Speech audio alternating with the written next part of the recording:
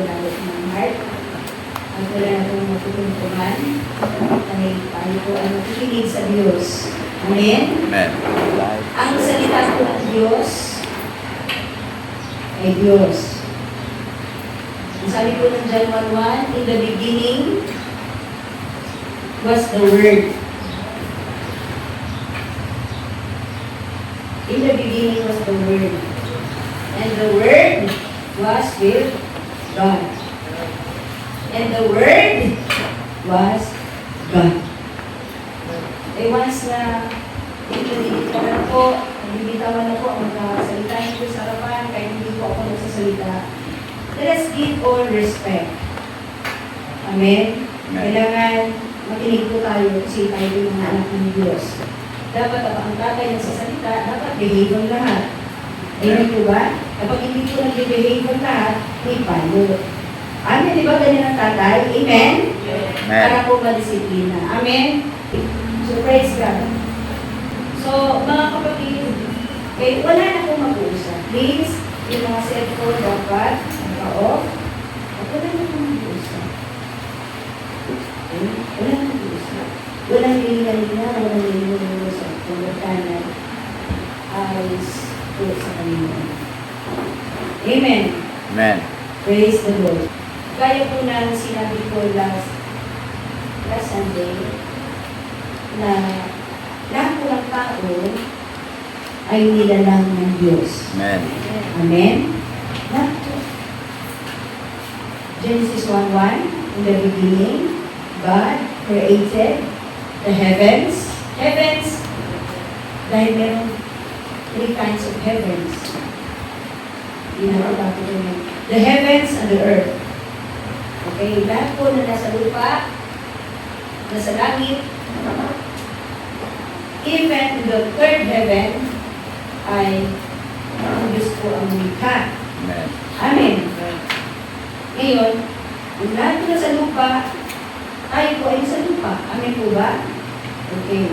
So, all men are creatures of God. Unawain po natin po yung difference. Okay? The discrimination principle. All men are creatures of God. Lahat daw po ng tao ay nilikha, nilalang ng Diyos. But, all men are not the children of God. Amen. Pwedeng tayo, magiging tao lang, nabubuhay, pero naging tao lang para tayo. Pero nilikha lang tayo ng Diyos. Pero hindi po tayo pala anak ng Diyos. Okay, praise the Lord. So church, so ibig sabihin, lahat po ng tao sa buong mundo may pinag-aralan po wala. Pwedeng creature ka na ng Lord. Pero, hindi ka anak ng Diyos. Inuwain ko namin kayo. Hindi porque may reliyon ang isang tao ay anak na siya ng Diyos. Hindi porque ang tao ay nasa loob ng church. Maging sa loob na lugar na ito, hindi porque narito tayo ay anak na tayo ng Diyos. Kasi po, magiging anak lang po ng Diyos ang isang tao na nilikha ng Diyos.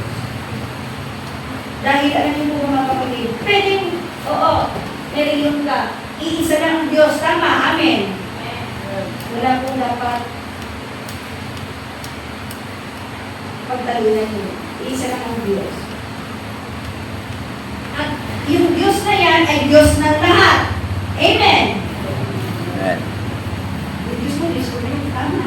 Kasi isang Diyos ang lumikha sa atin. Pero ang tanong, yung Diyos mo ba ay ama mo?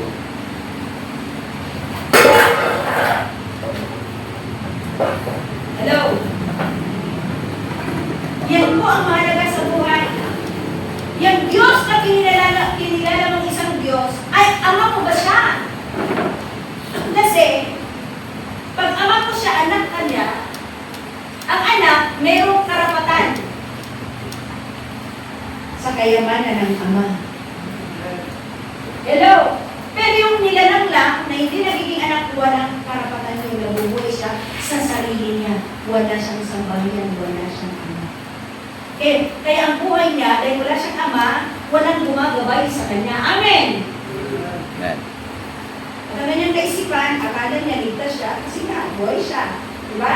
At maganda naman yung buhay niya, marami siyang pera. Amen, matalino siya, marunong siya. Maganda negosyo niya, maganda trabaho niya, may-ari na siya ng buhay mundo eh. Lahat kaya man na ng buong mundo eh, di ba? Mataas yung pinag-aaralan niya, doktor siya, nurse siya, di ba? Pharmacist siya, engineer siya, architect siya, di ba? Lahat po ng professions. No? Eh, meron tayo niyan. Pero pag hindi ka magiging anak ng Diyos, wala kang karapatan kung ano ang meron ng Diyos. Amen. Una, wala tayong karapatan sa buhay na walang hanggan. Pag namatay po tayo, pag hindi po tayo anak ng Diyos, we cannot enter the kingdom of heaven. Kaya, paano po ba magiging anak ng Diyos? Una, bastos na sa atin, pero sa iba, nalagay ito. Diyan lang, di ba? Ngunit ang sino man, sumampalataya, nananalig, John 1:12 po, sa kanyang pangalan, ay pagkakalooban sila ng pagiging anak ng Diyos. Ang mga sumampalataya lang, ang mga nananalig lang kay Jesus alone. Kasi ngayon, ang dami po pinapaniwalaan ng tao. Maraming pangalan na kinikilala, tinatawagan, ayaw ng Diyos yun. Ang gusto ng Diyos, isa lang ang tatawagan ko araw-araw ito. Bakit ito lang? Ito lang yung napako sa cross. Ito lang yung nagbayad ng iyong kasalanan. Ito lang yung nabugbog, nasugatan, napalo ng 39 palo, meron siyang 39 stripes. Siya po yung binuraan, siya po yung nakaranas ng pains and agony in the cross of Calvary. Dahil ito lang po siya ang tanging nagmamahal sa atin. Amen. Di tayo mag-uusap ng reliyon. Kasi ang reliyon, meron po ang tao niya. Pero, yung tao na sa reliyon, still, nasa kasalanan pa rin. Kasi bakit? Hindi po siya nagiging anak ng Diyos. Hindi po siya malaya sa kasalanan. Amen? So ito po ang magpapalaya sa ating kasalanan. Si Jesus. Siya lang po ang dapat tawagan every day and night. Kahit sa panaginip mo, siya lang po dapat ang tatawagan mo. Walang ibang tao, pangalan tao, banal na tao, hello, santo, santa, sinong tao, kilala, apostle, prophet, pastors, teachers, hello, evangelist, hindi mo siya dapat tinatawagan tuwing may problema, kasakit at karamdaman, bigat, pagsubok ng buhay, challenges ng buhay, lahat po na negative sa buhay. Kung meron ka man yan, wala kang ibang dapat tawagan, siya lang po ang Panginoon. Amen. Kasi maraming tao, may reliyon. Lagi ko sinasabi, there are 4,200 religions in the world. At lahat yung nagsasabi sila, tama. Diba? Tama silang lahat. Tama. Pati tayo, tama. Wala nagsasabi mali kami. Hindi ko tama. Sino naman may reliyon? Sabi naku, nasa mali yung reliyon ako. Wala, di ba? Pero ano naman po natin? Ang tamang reliyon. Ano po ang tamang reliyon? Diba? James 1:27. Amen. Ang tamang reliyon ay yung pong tinutulungan ang mga unida. Amen? Ano ba? Tinutulungan ko yung mga balo. Amen? Ano ba? Ito yung pinakamalaga. Yung nasa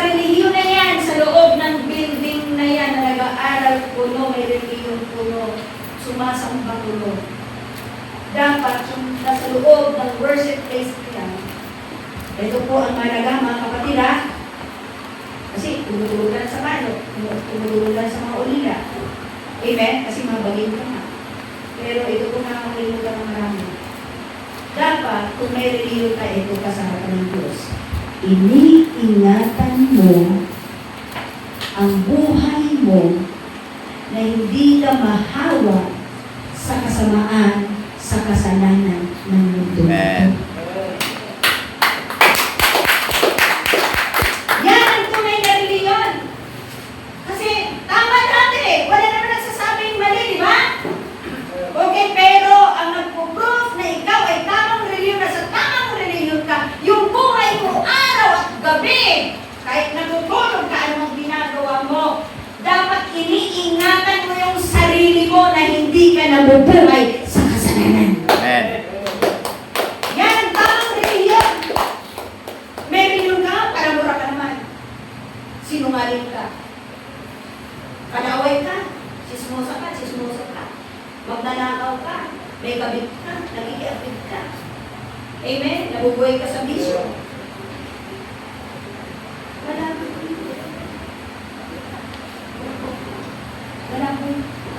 Tapos marami kang galit. Tuot, tampoy, nanakit. Amen? Ibig sa yung puso mo, pinag-harian ng pag-ibig. Dapat ang nag-ahari niya, ang Diyos. Amen po. Amen. Tapos pinag-harian sa ng galit ko, tampoy, nanakit, habang sa sarili. Yan ang naghari. Kaya tuloy, marami nagkakasakit sa puso. Kasi naroon po yung espiritu ng galit. Alam niyo, yung galit, espiritu yan. Kaya ka nagagalit, nadadalaiti ka espiritu yan eh. Kung walang buhay yung espiritu na, hindi ka narinig. Diba? Mga espiritu yan. Ang kasalanan, ang mga kasalanan, mga espiritu yan, buhay yan. Kaya na nga nila napapagalawin, napapapanako, dahil espiritu sila, buhay sila. Amen po ba? Eh, kung ikaw, lagi kang nasa kasalanan, lagi kang nabibiktima ng Satanas. Pero doon po yung sa mga born sinners. Amen po ba? Amen. Amen. Kasi pag born sinners ka, hindi mo maiwasan magkasala ka. Kasi sinner ka eh, magkasalanan ka eh. Amen po ba? Kaya ka nagkakasala dahil magkasalanan ka. Amen? Kaya ka nagkakasala dahil magkasalanan ka. Pero lahat ng sumampalataya, lahat po ang nakarating kay Kristo, naniniwala kay Kristo sa kanyang aral, sa kanyang salita, sa Biblia. At huwag natin kalimutan na, pag nanampalataya tayo kay Kristo, kasabay na po ang pagsisisi, pagkalikod sa kasalanan. Amen. Hindi ka kayo naniniwala kay Christ, hindi ka nagsisisi. Amen. Hindi ka pwedeng sumasamba every Sunday, hindi ka naman nagsisisi. Amen. Hindi natin po mapapayaran ng Diyos sa pagbubuo natin. Hindi natin mapapaliwala ang Diyos sa pagbubuo natin. Nag-church ako, ang tanong, sa pagsamba po, nabago ba buhay mo? O ganun ka pa rin every Sunday? Malabo yung kapatid, hindi ganun. Ang tunay na anak ng Diyos ay malaya na sa kasalanan. Amen.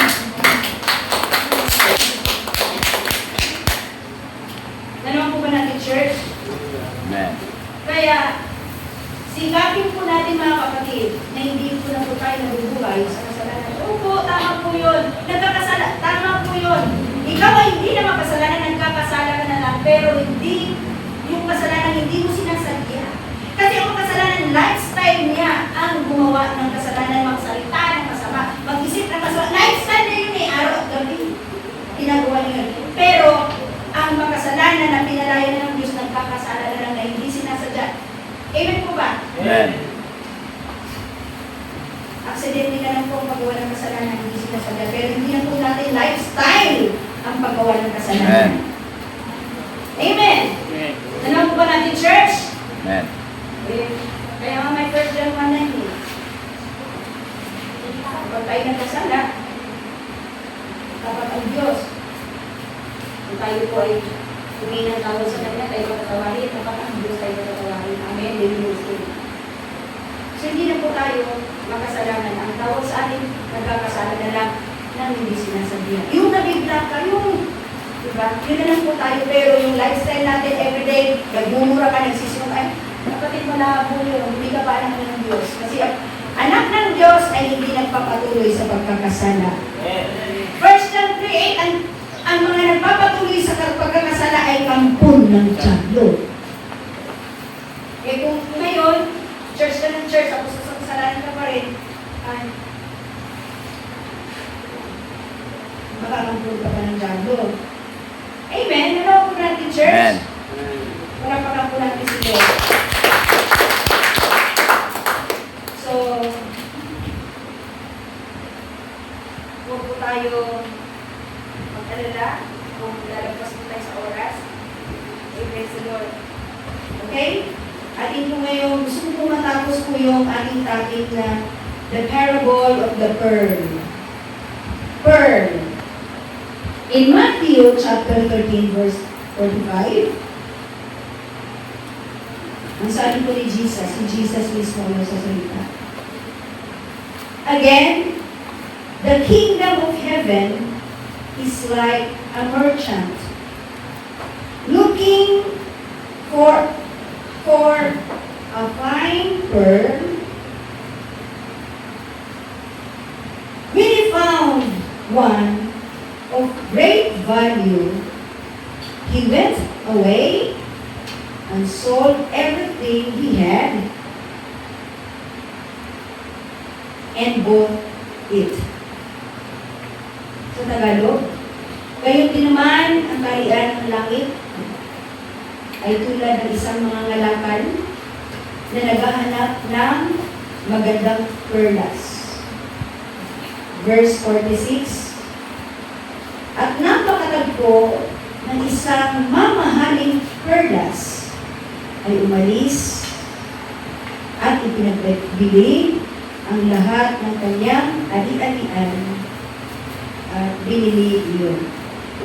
So, simulan po natin isang word, yung salita muna na kingdom of heaven. Ang kingdom of heaven at ang kaharian ng langit at kaharian ng Diyos ay pares po ng salita, pero magkatulad lang po ang kabulukan. Okay. So, ang paghahari, ibig sabihin ng kaharian ng langit, ang paghahari at presensya ng Diyos, okay, na nasa buhay ng tao. Yan po ang ibig sabihin ng kaharian ng langit at kaharian ng Diyos. Ang paghahari at presensya ng Diyos sa buhay ng isang tao. Ibig sabihin po, ang kaharian ay may hari. Amen? At sa kaharian may hari. Amen po ba? Amen. Itong kaharian ito ay kaharian ng langit. So, ang kaharian ng langit ay may hari. Amen po ba sa Pilipinas ay may hari? Sino ang hari ng Pilipinas sa siya na susunod? Ang Presidente Marcos. Amen po ba?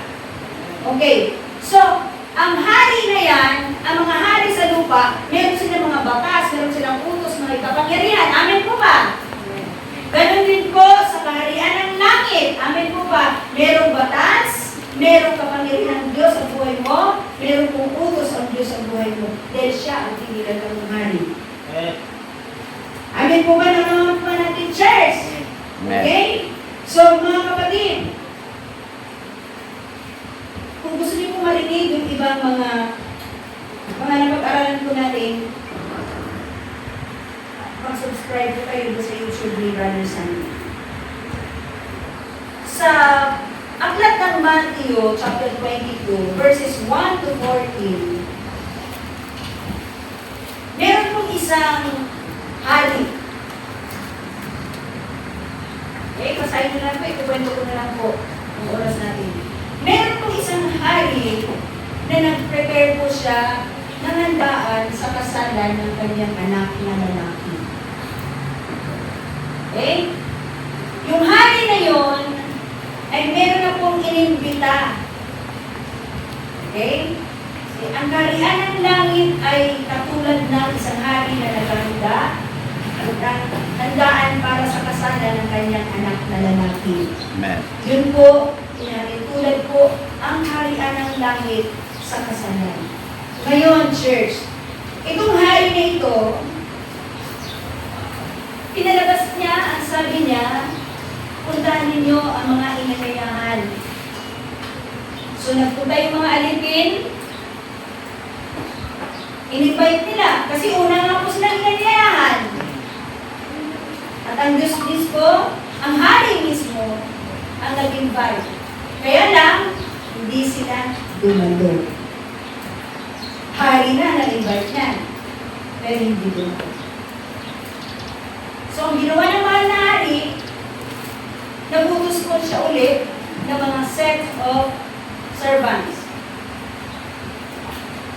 Ang sabi niya, bilhin niya, sabihin mo sa kanila, sabihin ninyo sa kanila, nakahanda na ang piging, nakahanda na, ibig sabihin, nakahanda na mga pagkain, nakahanda na.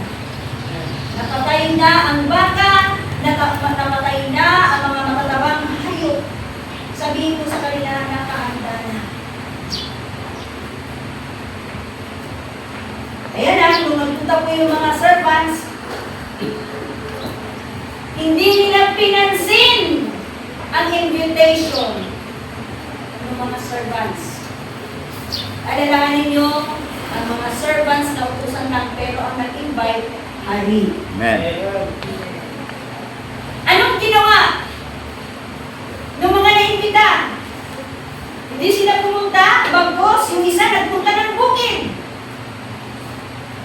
Yung isa nagpunta sa nangangalakal. At yung mga alipin, pinatay nila. Pinatay yung mga naimbita. Ngayon, church, tama ba ang nangyari? Tama po ba? Amen.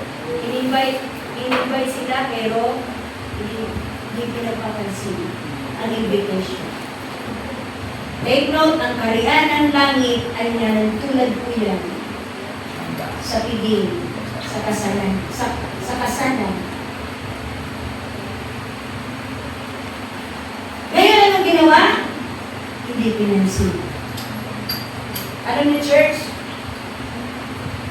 ang kaharian ng langit, yung invitation ng Diyos para makapasok sa kaharian ng langit, ang maraming in-invite. Marami pong in-invite pero hindi po tumutugon. Hindi pinapansin ang invitation ng hari na yun. Ganon din po, no, yung kaharian ng langit, mga kapatid. Ang Diyos, ang hari, na nag-i-invite sa maraming tao sa buong mundo, nag-i-invite ang Diyos. Para po, doon sa kasalan ng kanyang anak, dahil nakahanda na ang pagkain, pinatay na ang bata, ang matatabang hayop, patay na, nakahanda na. All you have to do is to come.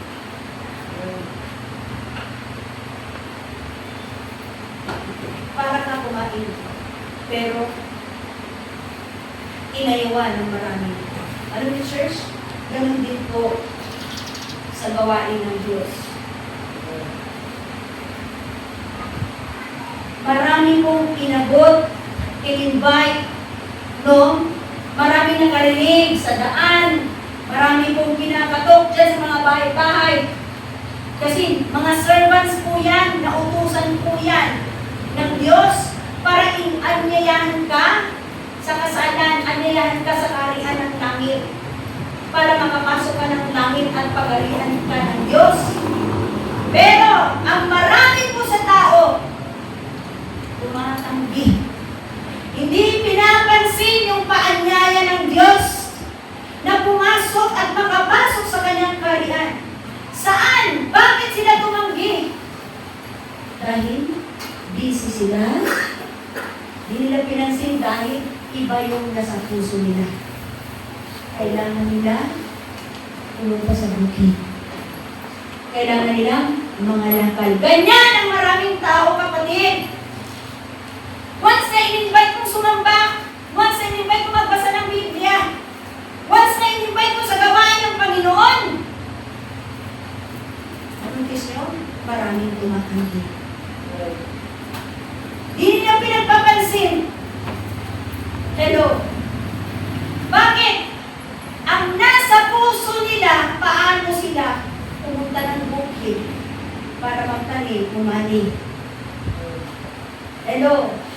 Ang nasa puso nila ay mga material na bagay. Maraming tao ganyan. Kaya wala silang panahon na pagharian ng Diyos. Di nila pinansin ang panawagan ng Diyos sa kanilang mga buhay. Yung iba nangangalakal, nagninegosyo. Yung iba, nagtatrabaho. Yung iba, nag-aaral. Walang panahon sa kaharian ng Diyos. Sa invitation na walang panahon. Ganyan ang maraming tao. Pero karabitin mo ang katabi mo, napakapalad mo dahil in-invite ka ng mahal na hari sa langit, narito ka ngayon. Karabitin mo!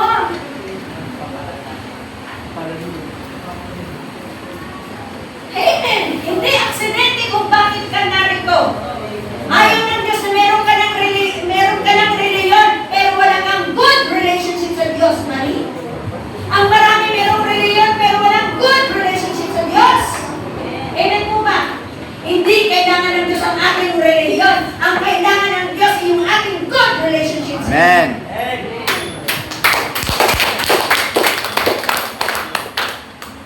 See?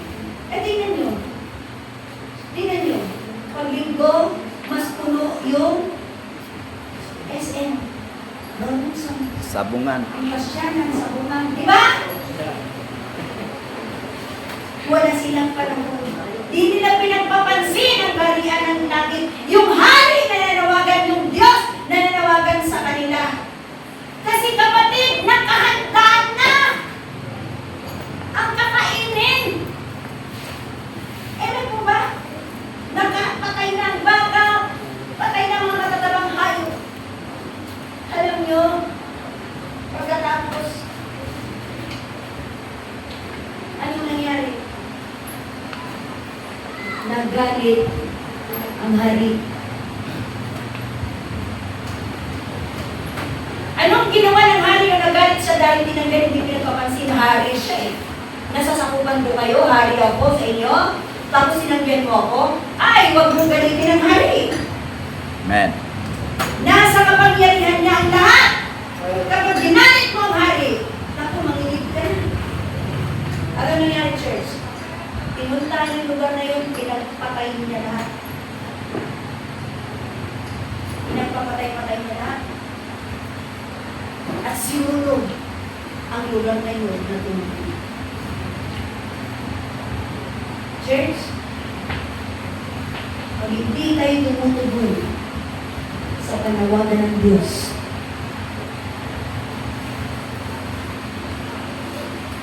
sa panawagan niya, nagagalit siya.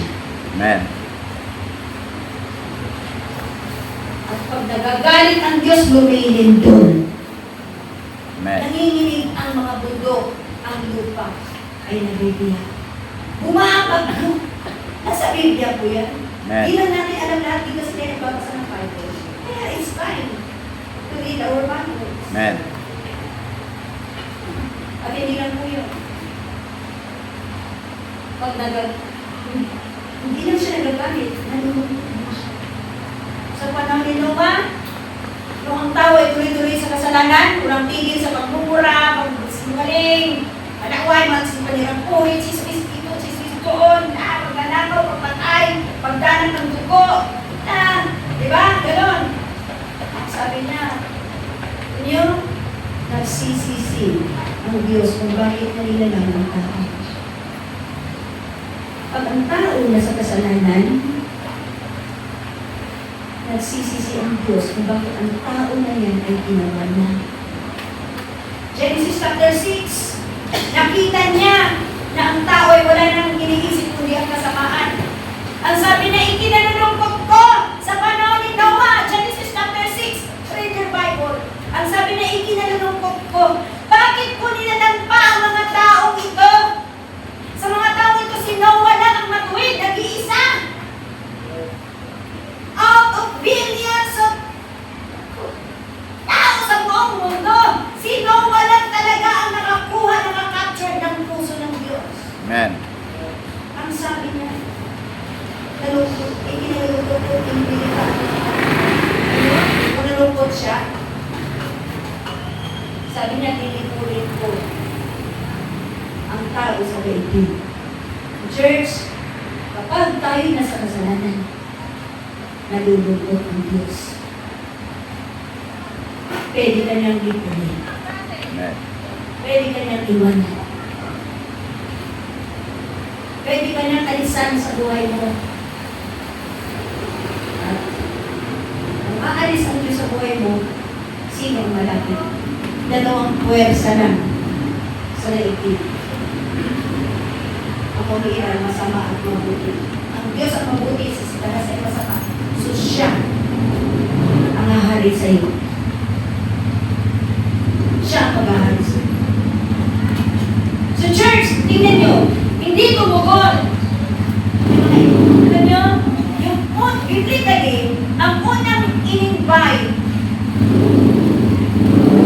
ng Lord, kaya siya nagkatawang tao, ang unang in-invite talaga, ang bayang Israel.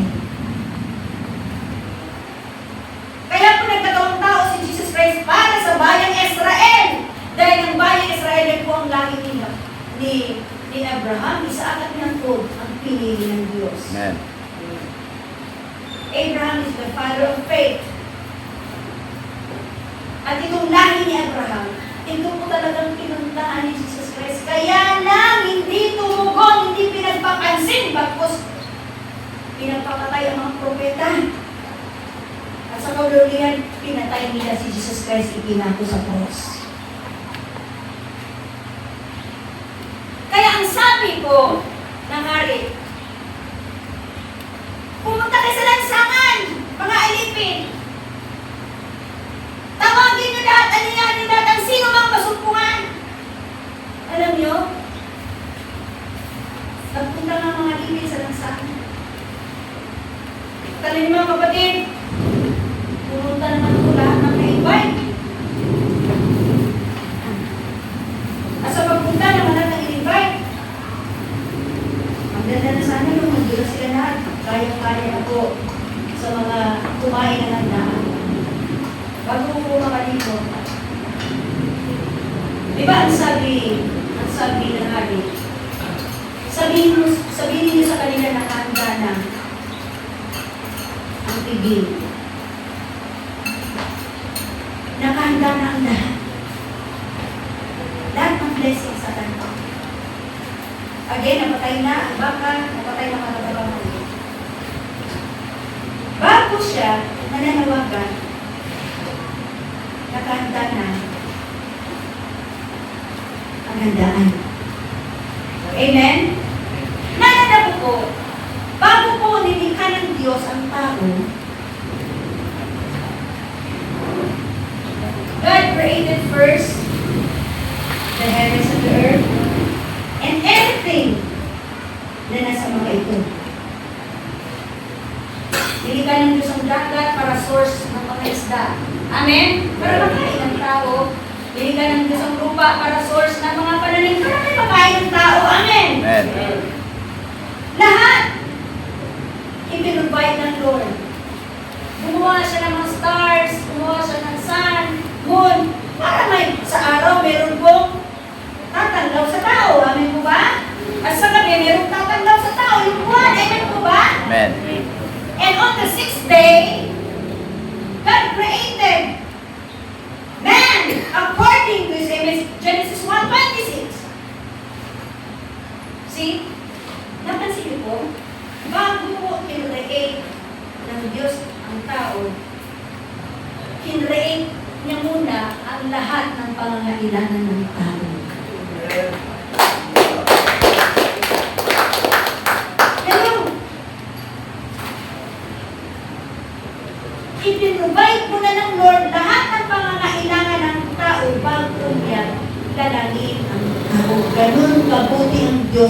Bisituin na yung tao, merong makakain, makinom, may liwanag. Hello! Merong lahat. Wala nang problemahin ang tao.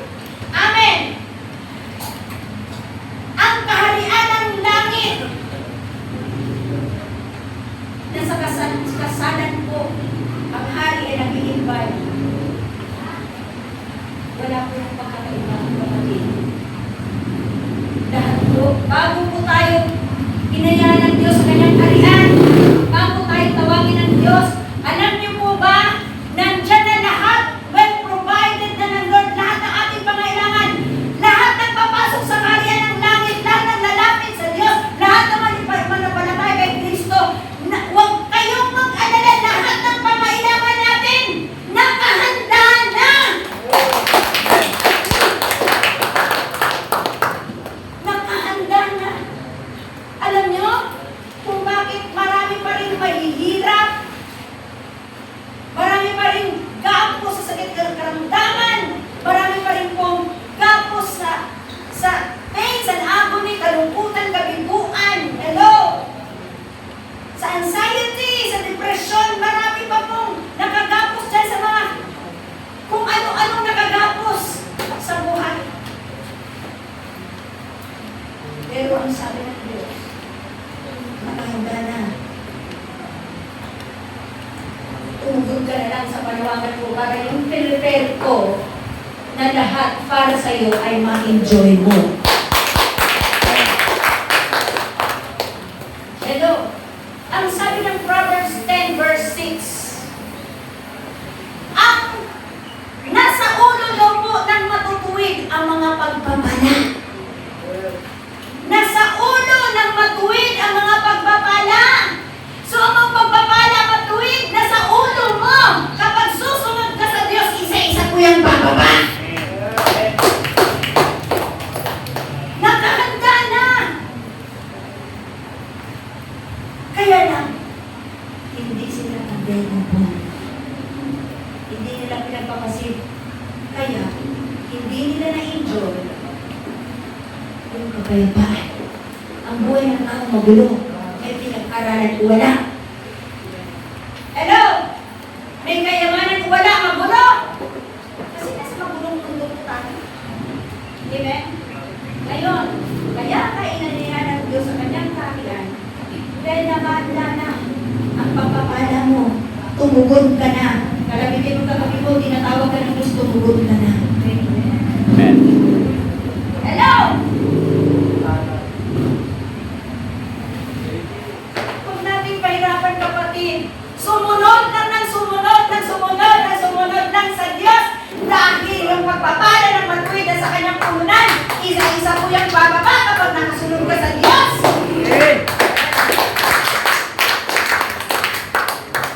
Yan po marami. Kaya alam nyo, maraming tao, magulo ang buhay, hindi nakakaranas sa kapayapaan. Dahil ayaw nilang tumugon. Hindi nila pinapansin ang panawagan ng Diyos. Wala silang panahon sa Diyos.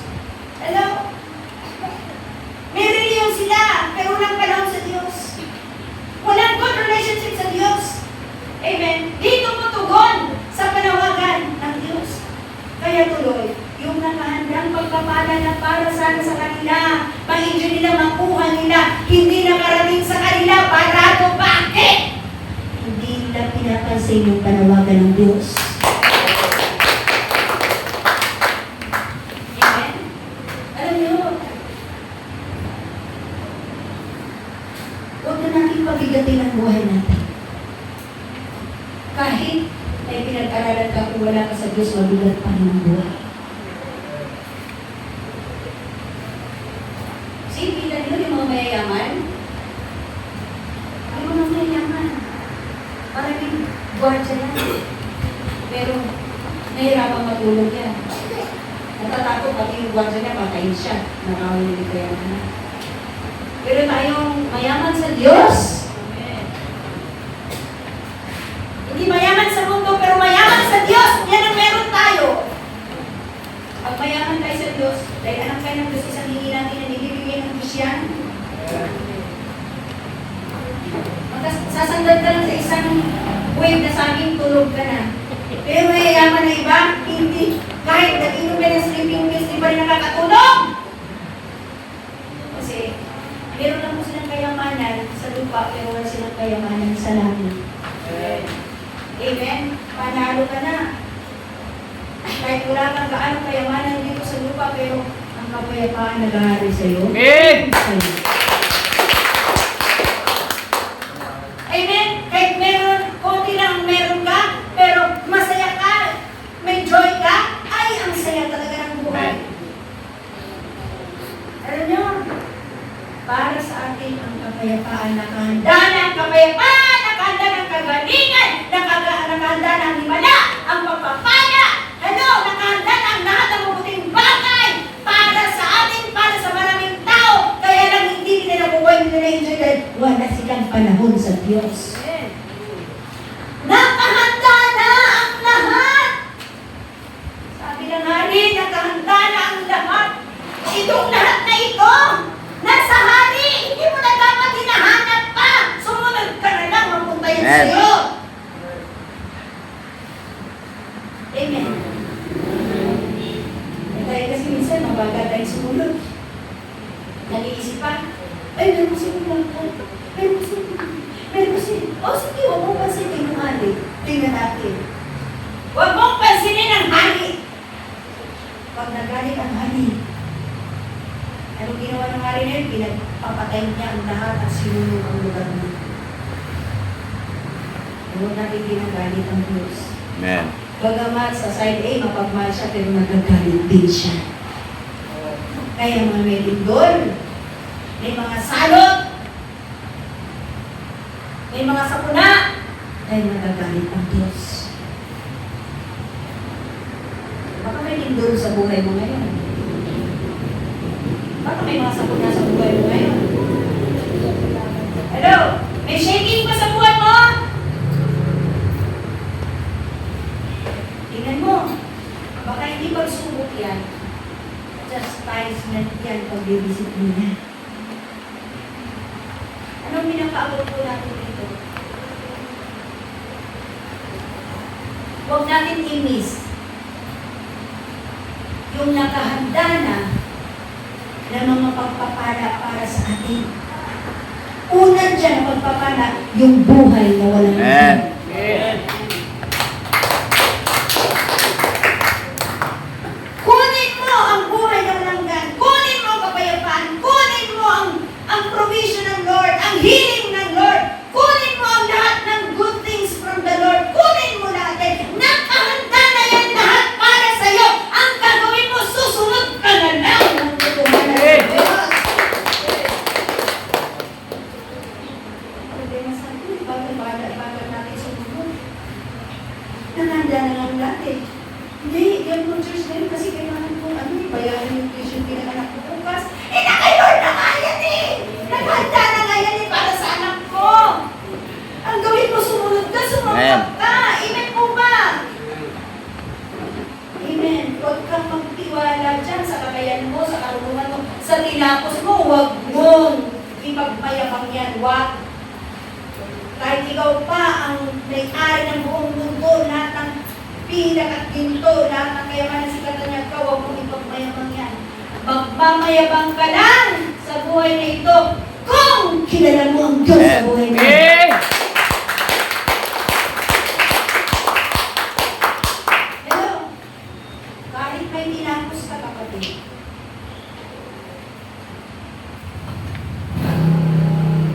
Kahit marami ka ba? Kahit ikaw na si Katanyag, tinitila ka, pinaparapakan ka, at isa ka, huwag mong ipagmamayabang yan.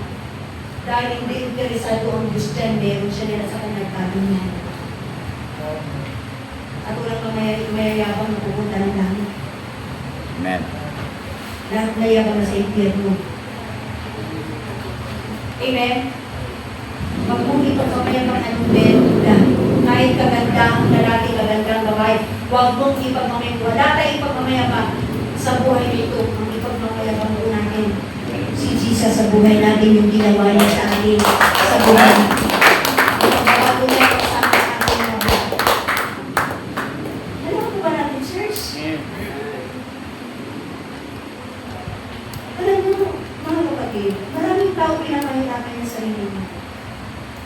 Eh, siya naghahanap mismo, siya nagiging provider ng buhay niya, hindi si Jesus.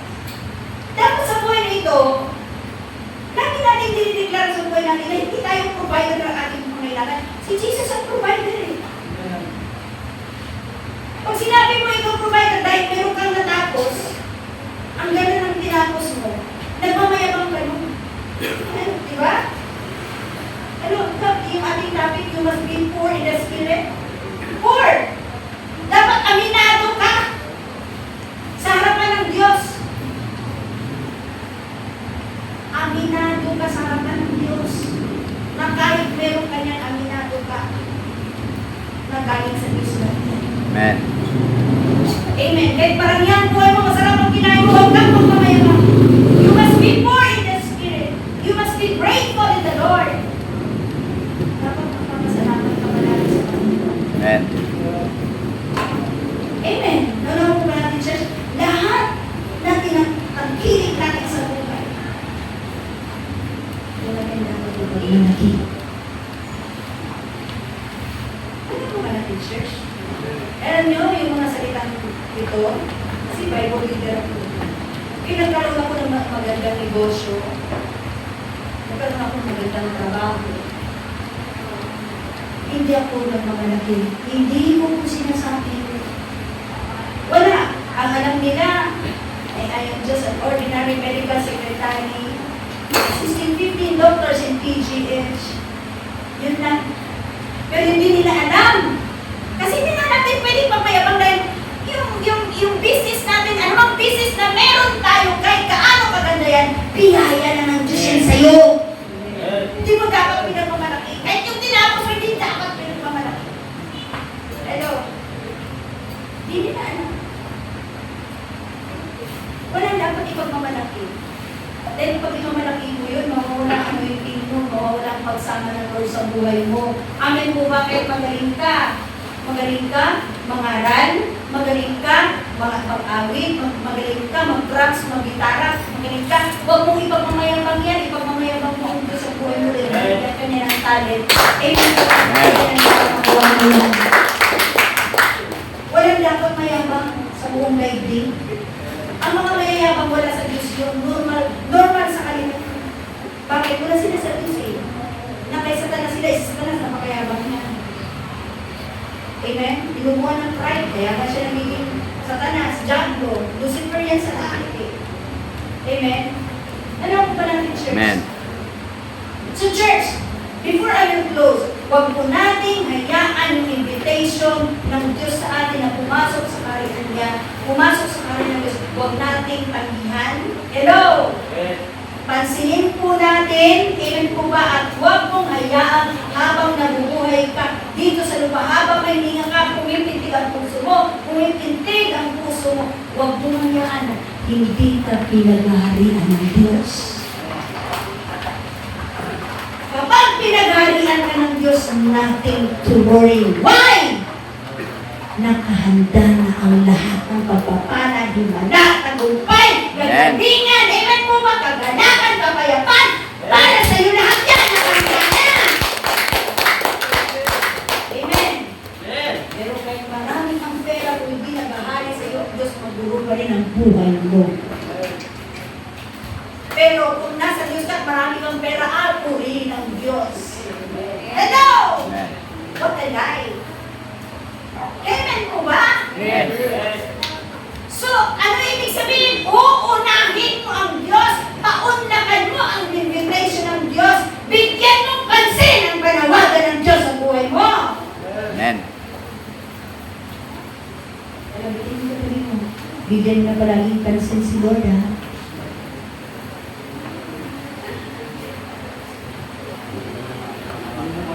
Akala mo ganyan ka lang ngayon? Wala akong trabaho. Wala akong tinapos. Nagtapos ako, wala naman akong trabaho. Ganyan ka lang ngayon. Pero kung susunod ka sa Panginoon, nakahanda ng trabaho mo. Magandang trabaho.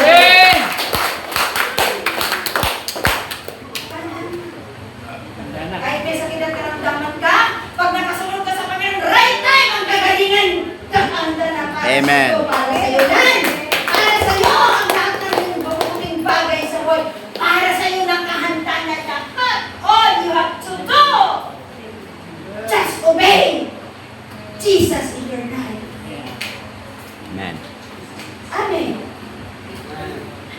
Kaya ngayon, magsimula ka na magbasa ng Biblia. Magsimula ka na. Every Sunday, dumating sa lugar na ito. Amen. Amen. Ano, nakikinig ng tunay na aral. Amen po ba na sinasamahan ng kapangyarihan ng Diyos? Amen. Amen po ba? Aral. Amen po ba? Nakakabuhay ng dugo, buto naman. Amen po ba? Amen. Amen. Ano po ba natin, church? Huwag natin hayaan na hindi tayo paghalian ng Diyos habang tayo hininga. Why? Hindi natin kailanman ma-enjoy ang buhay. Bakit? Sa kaharian ng langit, ang kasama mo yung may-ari ng buhay mo. Amen. Yan ang maglalayo sa iyo sa mga sakuna. Kahit may mga salot pa. Hello? Amen. Kahit may mga COVID pa, ano ba mga salot na yan, hindi ka maaano. Dahil ang hari ang magpoprotect sa kanyang kaharian. Walang sakuna, walang discussion, walang kapamakan habang nabubuhay ka. Ako since 1993 hanggang 2015, from Bulacan up to PGH, wala akong disgrasyang nakabit sa daan. Amen. Why? Nasa kaharian ako ng Diyos. Pinag-aharian ako ng Diyos. At alam niyo saan ang kaharian ng Diyos? Ang kaharian ng Diyos, Luke 17:21, ay nasa loob ninyo. Amen. Kaya huwag kang papayag na hindi ka pinag-aharian ng Diyos. Amen. Kahit anong gawin mo sa buhay. Opo, minsan, natutupad mo yung pangarap mo. Pero, kung, kanina ko kumakulit eh, nasa espiritu ko, i-release ko na. May nag-chat sa akin, classmate ko siya. Sabi na, ang tagal na namin ginagawa sa akin. Pero, nung galing ako ng Mindanao, nakarating ako ng Bulacan, nandun ako sa Pandakan. Sa bayan ng Pandakan, doon ako nakatira kasi malapit siya sa Cleveland. Pinili ko yung lugar na yun, at sa buti sa ulo. Nandun din yung mga kaklase ko. In-invite ko sila, pinatira ko sa bahay ko. Di ba, pastor ko, siyempre, Kristiyano pa lang ako, ordinary Kristiyano. Pero kung ko na rin yung eagerness sa Lord. Sabi ko, church tayo. Ay, tumatanggiman. Alam niyo, nung isang araw, sinat ako. Ling, naalala niya ako. Ibang friend mo ko. Kasi pinili niya yung reliyon niya eh. Normal yun. Kasi wala kailangan magawa. Sa katotohanan, even po kami, piliin mo talaga reliyon na kinagistan mo.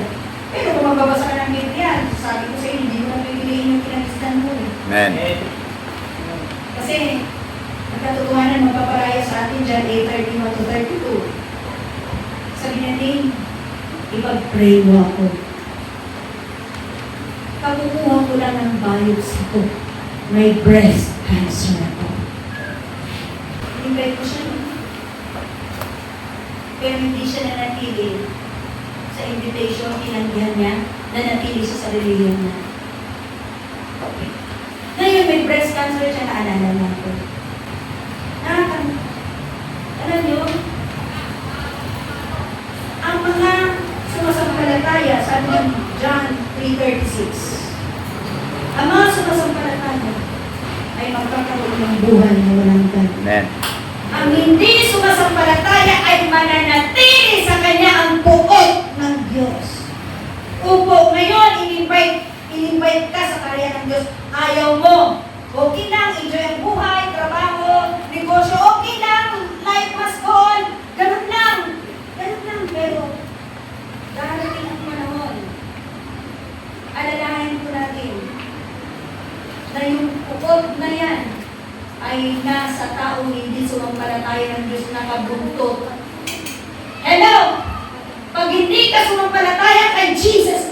nakabuntot sa iyo ang puot ng Diyos. Hindi ako nananakot. Basahin niyo po John 3:36.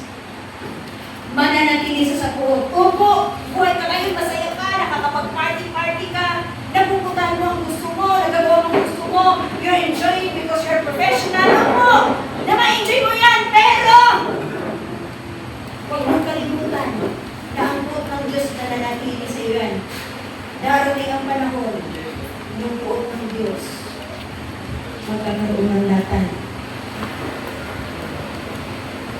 Hello? Amen.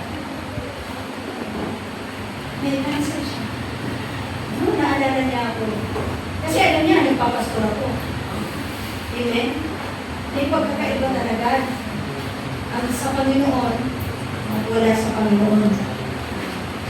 Amen? Nalungkot pa lang po, sabi ko, it's time for life reflection. Tapos siya. Walang pang pinapos ko. Sabi ko, maghamot ka.